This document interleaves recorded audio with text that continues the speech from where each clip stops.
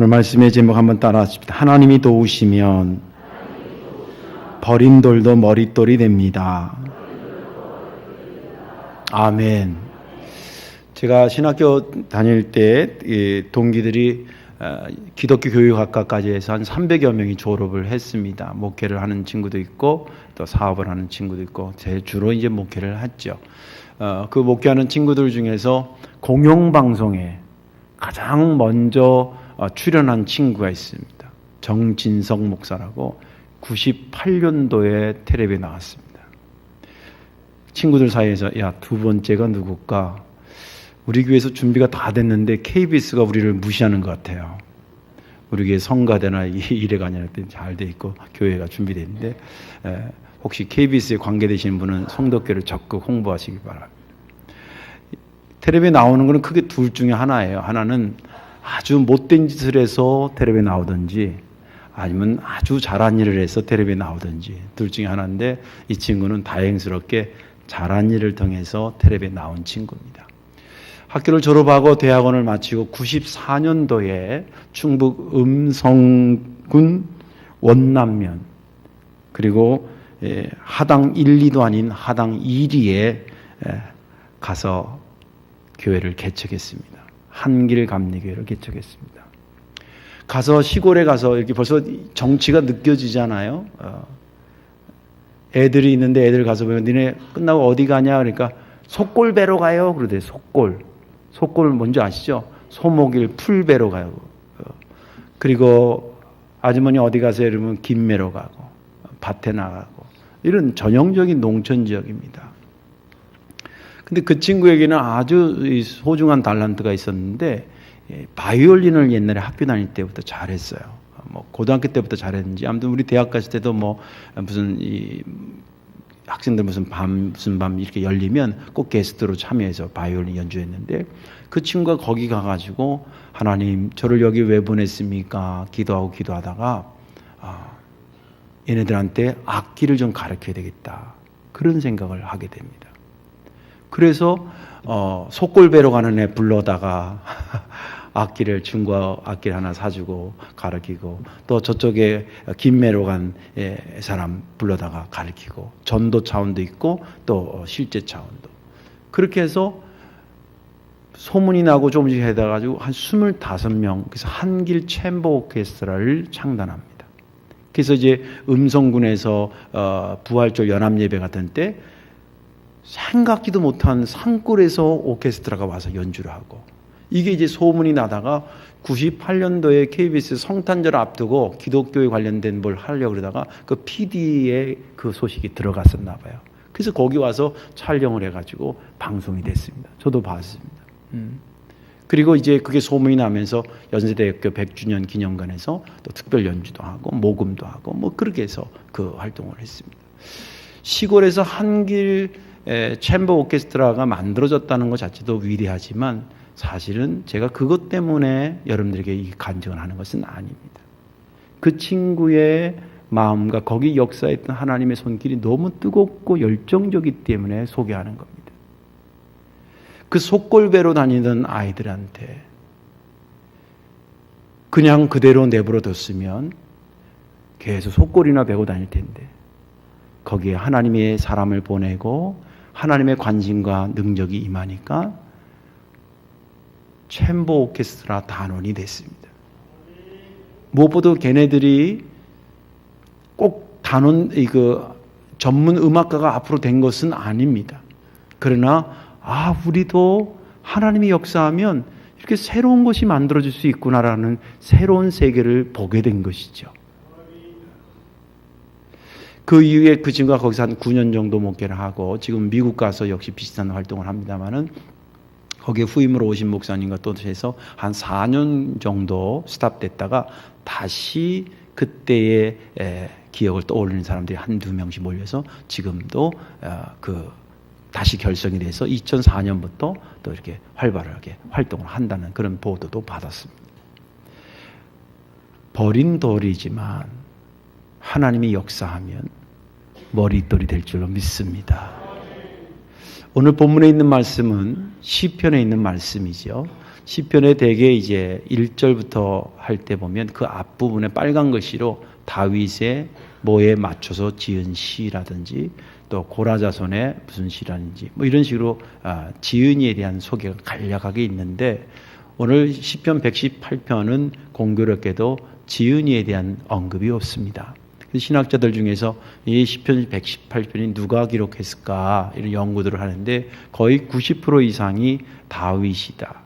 이게 문체라든지 내용의 상황이라든지 이런 걸 고려해 볼 때 다윗일 확률이 높다라고 말을 합니다. 그래서 저도 그 해석을 받아들여서 다윗 관점에서 이 시편 118편을 보게 되었습니다. 성경의 인물을 연구하면 억울한 상황에서 정말 하나님의 은혜로 행복한 열매로 인생을 마친 사람들이 여러 명이 소개됩니다. 그 중에 뺄 수 없는 사람이 다윗입니다. 다윗에게 있어 억울함이라는 것은 무슨 거였냐면 사울 왕한테 쫓기는 억울함이었습니다. 그런데 그에게 하나님의 역사하심으로 그가 이스라엘의 왕이 되고 3,000년 이상이 지난 우리들이 기억하는 다윗이 됐습니다. 완전히 버려진 돌에서 쓰임받는 돌로 바뀌어진 사건이나 마찬가지죠. 다윗이 억울했다라고 하는 것은 뭐냐면 자기는 사울왕을 죽이려고 한 적도 없고 나라를 전복시키려고 하는 구테타의 주력 세력도 아니고 정치적인 감각이 있던 사람도 아니었습니다. 어느 날 자기가 양치고 있는데 선지 하나가 와가지고 기름 부어서 왕이라 그러고 그리고 형들이 전쟁에 나갔는데 얼마나 고생하나 갔더니 골리앗이 나와서 하나님을 저주하고 이스라엘 백성을 막 저주하니까 저 녀석이 그러다가 했는데 쓰러뜨리니까 백성들이 당신 같은 사람 없다고 박수 쳐가지고 인기 오른 것밖에 없는데 그걸 갖다가 이제 사울이 곱깝게 보면서 계속 죽이려고 다니고 쫓겨다니는 겁니다. 그런데 그 다윗을 누가 보호해 줄 사람이 없는 거예요. 그의 아버지 이새도 있었지만은 이새는 그냥 평범한 목자에 불과했습니다. 시골에서 농사 짓듯이 그냥 양 키우는 그런 사람에 불과했기 때문에 어떤 귀족 출신이 아니에요. 어떻게 대응해주고 보호해주고 이게 저기 누가 싸줄 사람이 없었습니다. 그때 그가 붙잡은 것이 딱 두 개였습니다. 하나는 권능이 있는 하나님을 붙잡았습니다. 그리고 두 번째는 이 권능의 하나님이 나를 역사하면 내가 반드시 복된 자가 돼서 내가 이것을 세상에 알리리라고 하는 믿음의 의지를 붙잡았습니다. 그리고 났더니 그의 입에서 찬송이 터지기 시작했는데 그 찬송의 내용이 오늘 읽은 본문의 말씀입니다. 그가 입을 열어 이렇게 얘기합니다. 하나님, 당신은 나의 구원자입니다. 하나님, 당신은 나의 찬송이요 하나님은 나의 능력자이십니다. 당신의 오른손이 나를 붙잡을 때에 당신의 권능이 내게 임하게 되고 그 임함으로 내가 이렇게 의인의 자리에 들어서게 됐습니다. 내가 이 크고 위대한 역사를 어떻게 세상에 알리지 아니할 수 있겠습니까? 의의 문들아 열릴지어다. 내가 그리로 들어가서 하나님께 감사하고 그 역사하심을 세상에 증거하리로다. 그런 노래를 쏟아부어냅니다. 내가 앞으로도 주의 의를 따라 살겠습니다. 하나님 참 감사합니다. 하나님이 내게 역사하신 것을 보니 건축자가 버린 돌과 같은 내 신세가 이제는 번듯하게 건물을 세우고 있는 모퉁이의 머릿돌이 되었나이다. 이것은 실로 인간이 만들어내는 작품이 아니라 하나님 당신의 작품이고 당신의 역사였습니다. 저는 그것을 기적이라고 말하겠습니다. 라고 한 것이 본문의 말씀입니다. 저는 지난 주간에 이 본문을 읽으면서 22절, 23절이 제게 은혜로 다가왔습니다. 건축자가 버린 돌이 집 모퉁이 머릿돌이 되었나니 이는 여호와께서 행하신 것이요 우리 눈에 기이한 바로다. 이 말씀이 은혜된 것은 이 말씀의 혜택을 받은 사람들이 다윗 말고도 굉장히 많다라고 하는 것이었고, 두 번째는 더 나아가서 앞으로도 이 말씀의 혜택을 저도 받고 우리 성도교회 교인들도 받을 수 있겠구나 하는 생각이 들면서 제게 은혜가 됐습니다. 오늘 이 말씀을 가슴으로 끌어안기를 바랍니다. 여러분들의 말씀이 될 것입니다. 왜 하나님이 도우시면 버린 돌도 머릿돌이 될 수 있는 것일까? 그 첫째는 상황보다 하나님의 능력이 더 크기 때문에 그렇습니다. 오늘 22절에 건축자가 버린 돌이라는 말은 대개 주어진 상황입니다. 형편이요 처지입니다.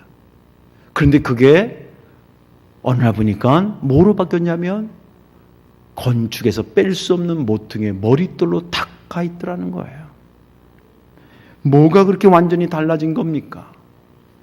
버림받은 상황이 쓰임받는 열매로 바뀌어져 있고, 그리고 죽음이 가깝게 느껴지는 상황이 생명을 얻는 열매로 느껴지고 있고, 그리고 무시당한 상황이 인정받는 열매로 보이고 있고, 미움받았던 상황이 사랑받는 열매로 보이고 있고, 그리고 사람들의 머릿속에서 잊혀질 뻔했던 존재의 상황이 다시 발견되어지는 열매로 바뀌어지고 있는 것을 말하기를 버린 돌이 모퉁이 돌이 됐다, 머릿돌이 됐다고 말하고 있습니다. 이 5가지 중에서 한 가지만 돼도 할렐루야죠.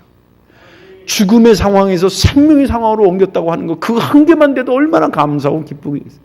그런데 오늘 본문을 보니까 이 5가지가 한 몫에 완성된 것을 보여주고 있습니다.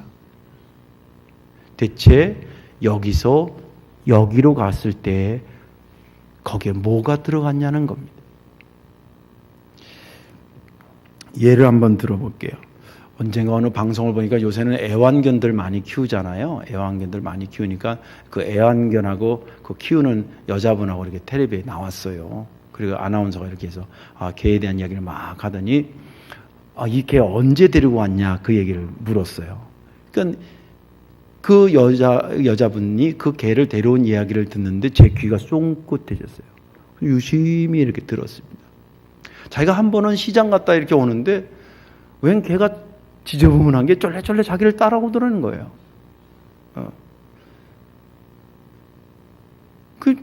가려나고 쫑했는데 점점 따라와 집 앞에까지 따라왔더래. 쉽게 말하자면 노숙 강아지입니다. 그 좀 유식하게 얘기하면 유기견이었습니다. 그 이제 거기 놓고 집에 그 빌라 같은 데 사는데 들어가서 몇 시간 있다 나오니까 그 집 앞에 오고 기다리는 거예요. 문 앞에. 그 저녁 돼서 먹는 것도 딱 해서 먹는 거 주고 그 다음날 아침에 나가는데 또 아직 거기 있더라는 거예요. 그래도 이게 누가 혹시 주인이 있으면 어떻게 하나 그리고 사진을 찍어가지고 이렇게 포스터를 만들었대요. 요만 조그만 해서 전신주에 몇 군데 그 동네에다가 개를 보관하고 있습니다. 보호하고 있습니다. 주인은 연락해서 찾아가 주십시오. 그리고 붙여놨는데 한 달 동안 연락이 없는 거예요. 그래서 딱 해가지고 개를 갖다 이렇게 씻겨가지고 이렇게 해가지고 이제 노숙견에서 안방견이 된 거예요. 그래서 이제 그 텔레비 화면에 처음 그 찍었던 발견했을 때 찍었던 사진하고 지금 상태를 딱 이렇게 비교했는데 완전 개천에서 개 났어요. 완전 달라졌어. 똑같은 개인데 이랬던 개가 이랬던 개로 바뀌어졌어요. 뭐가 들어가니까? 그 사랑하는 주인의 손길이 들어가니까 버림받았던 노숙개가 안방개가 된 거예요. 마치 그렇다고 한다면 다윗도 버려진 상황에서 버려진 돌에서 머릿돌이 됐을 때 대체 하나님의 뭐가 거기 들어갔냐는 거예요. 다윗이 시편의 이 오늘 본문에 보면 그것을 자기가 이렇게 표현하고 있습니다. 15절부터 17절까지 그것을 표현하고 있는데 이렇게 얘기했습니다. 15절에 의인들의 장막에는 기쁜 소리 구원의 소리가 있으며, 이 말은 버린 돌의 노래가 아니라 머릿돌의 노래입니다. 의인의 장막에는 나를 건져줬다라고 하는 기쁨의 소리가 가득하다는 거예요. 그러면서 말하기를 여호와 이 원이 이렇게 기쁨의 소식이 가득하고 우리 집에 이렇게 구원의 소리가 가득할 수 있었던 것은 여호와의 오른손이 권능을 베푸셨기 때문이라고 말하고 있습니다. 15절 한번 보세요. 의인들의 장막에는 기쁜 소리 구원의 소리가 있으며 여호와의 오른손이 권능을 베푸시며. 그런데 하나님이 왼손이 있고 오른손이 있겠어요? 그런데 오른손이라고 하는 것은 권능 중에 권능을 상징하는 거예요. 그런 하나님의 권능이 이 내 삶에 비춰지니까 내 집에서 웃음이 나오고 기쁨의 노래가 나오고 구원의 노래가 넘쳐나게 됐다는 거예요. 이 머릿돌의 노래를 지금 부르고 있습니다. 16절에서 또 똑같이 반복하고 있습니다. 16절도 보면 여호와의 오른손이 높이 들렸으며 여호와의 오른손의 권능을 베푸시는도다. 그러면서 17절에 넘어가서 가서는 내가 죽지 않고 살아서, 이것 역시 뭐예요? 머릿돌의 노래입니다. 버림받은 돌의 노래가 아니라 자기가 머릿돌이 돼서 부르는 노래입니다. 하나님이 나를 죽지 않게 살려주셨으니 내가 어떻게 하나님의 하시는 일을 선포하지 아니할 수 있겠느냐. 그런 얘기를. 다윗은 분명히 알았어요. 뭘 알았냐면 자기가 버림받은 존재였었던 것이 알고 있었고, 그리고 하나님의 권능이 자기에게 임하면서 자기는 쓰임받는 머릿돌이 됐다는 것을 그는 알고 있었습니다. 어느 누구도 도와준 것이 없고 어느 누구도 그렇게 바꿔놓을 수 있는 능력이 있는 것은 아닌데 오직 하나님만이 내게 역사하셔서 나로 하여금 그렇게 바꿔놨다라고 하는 것을 그는 담대하게, 자기가 선포하겠다는 얘기는 확신했다는 거 아니겠습니까? 하나님의 역사가 내게 임하니까, 하나님의 내게 임하니까. 그런데 하나님의 역사는 제가 성경을 쭉 보면 그분의 역사와 그 역사를 사모하는 자가 딱 만날 때 이 만나는 초점에서 역사가 일어나요.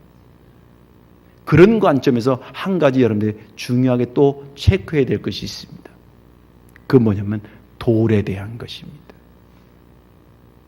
자, 보십시오. 버려진 돌과 그리고 머릿돌이 된 돌이 다른 돌입니까? 같은 돌입니까? 둔한가 보다. 갑자기 머리가 돌이 되는 건데 이게 굉장히 중요하기 때문에 다시 묻습니다. 자, 여기 버림받은 돌과 머릿돌이 됐다는 이 돌이 다른 돌이었습니까? 같은 돌입니까? 같은 돌입니다.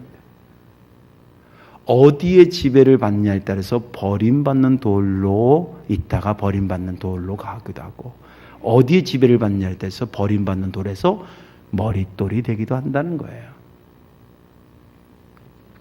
앞에 돌은, 버림받은 돌은 악한 상황의 지배를 받는 겁니다. 예를 들자면 이런 겁니다. 태어났더니 눈이 작아. 열받지요? 태어났더니 코가 낮아. 태어났더니 성이 이미 정해져 있어. 태어났더니 이름도 다 붙여놨어. 근데 이름이 세련돼야 되는데 엄청 촌스럽게 지어놨어. 태어났더니 우리 집안이 하필 쫄딱 망하는 해에 내가 태어났어. 그래서 자기는 어릴 때 자기 옷 한 번 입지 못하고 다 형들 누나들이 입던 거 물려 입었어. 그런 분들 있잖아요. 언니가 입었던 거. 태어났더니 주어진 상황 자체가 마치 버림받는. 저희 집사람 얘기 들어보면 할머니 사랑을 많이 받았다는데 처음부터 그렇게 받은 게 아니고요. 오빠를 낳고 저희 장인어른이 외아들이에요. 손이 아주 귀한 집안이었습니다. 늦게 낳았어요. 그래서 누나들하고 고모들하고 연배 차이가 굉장히 많이 나요. 늦게 늦둥이로 아들 낳았는데 거기서 이제 결혼했는데 첫째로 아들 낳았는데 이 할머니가 아들 하나 가지고 성이 안 차는 거예요. 그래서 며느리 저희 장모님을 애 또 낳아라 해서 둘 딱 낳는데 아들을 줄 알고 딱 봤더니 딸을 낳았대. 그 딸이 누구냐면 우리 집 사람이에요. 그러니까 이 할머니가 미역국을 끓여가지고 부뚜막에서 야, 망고에 쓸 것도 없는 거 나를 가지고 안 주질 못하고 야 이거 먹어라. 그거 틱 던졌다는 거예요. 그거를 보면서 울면서 자라는 사람이 우리 집 사람이에요. 근데 개천에서 용됐잖아요. 이런 좋은 남편 만나고 할렐루야.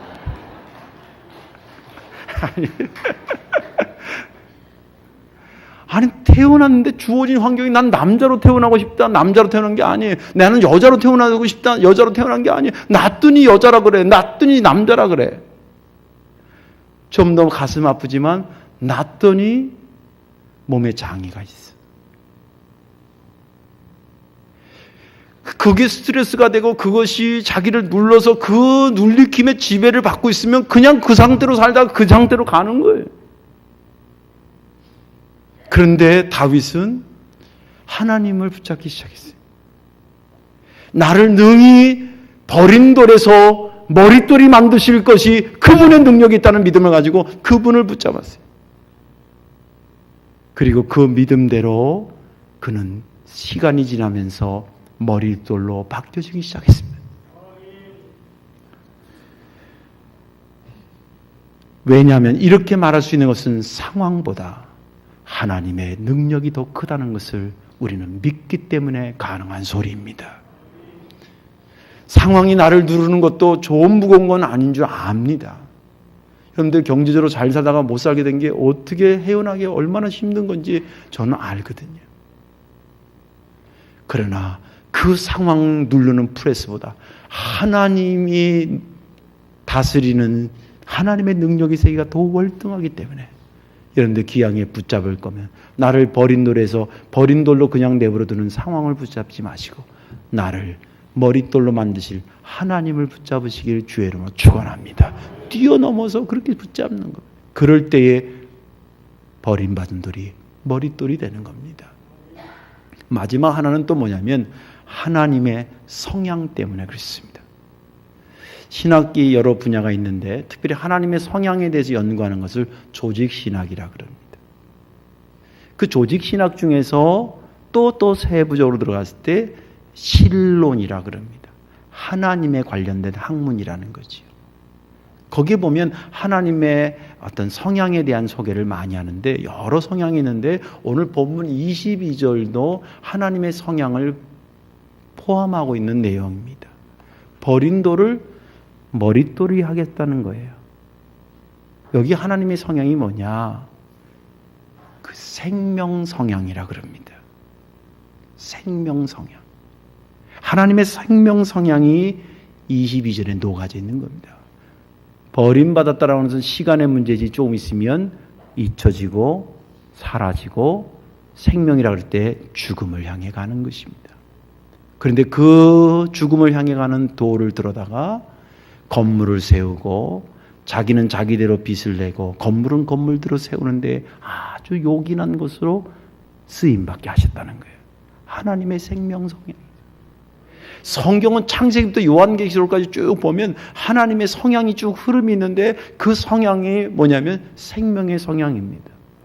여러분 어떤 화가들 보면 저는 그림을 잘 모릅니다만은 똑같은 물감과 똑같은 종이와 똑같은 이젤에다 걸려놨는데 그 화가가 그리면 그 화가의 성향이 나와요. 추상화를 주로 그리는 사람은 추상화를 그리고 사실을 묘사하는 사람은 그 성향에 따라 나오고 사람을 그릴 때 보면 손처리나 이런 것을 하는 사람은 그 손처리하는 것이 거의 비슷해 돼요. 왜? 그의 성향이기 때문에 그래요. 하나님의 성향은 창세기부터 요한계시록 쭉 생명의 성향입니다. 예를 들어 볼게요.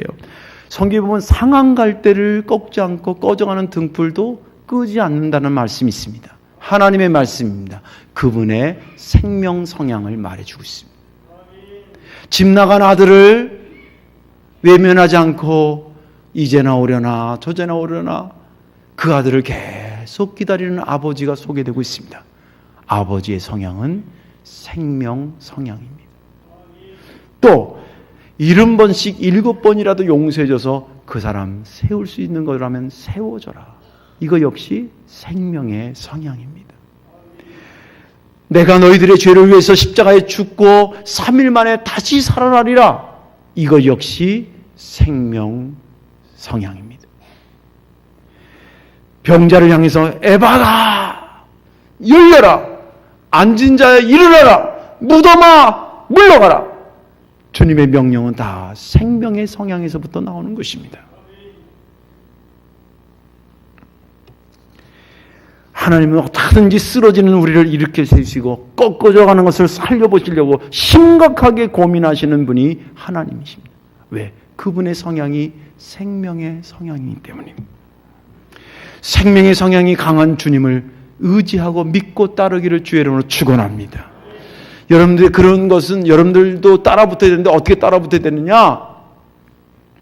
여러분들의 생각도 생명 성향으로 생각하셔야 됩니다. 가능하면 세상적으로는 긍정적으로 감사하면서 그렇게 하셔야 됩니다. 짜증내고 불만하고 불평하고 그러지 마시고. 교인들이 목사에 대해서 오해하는 것 몇 가지가 있는데 그 중에 목사님은 새벽 기도하고 싶어서 안달난 사람이라고 생각하는 거예요. 저 새벽 기도하고 싶어서 안달난 사람이 아니에요.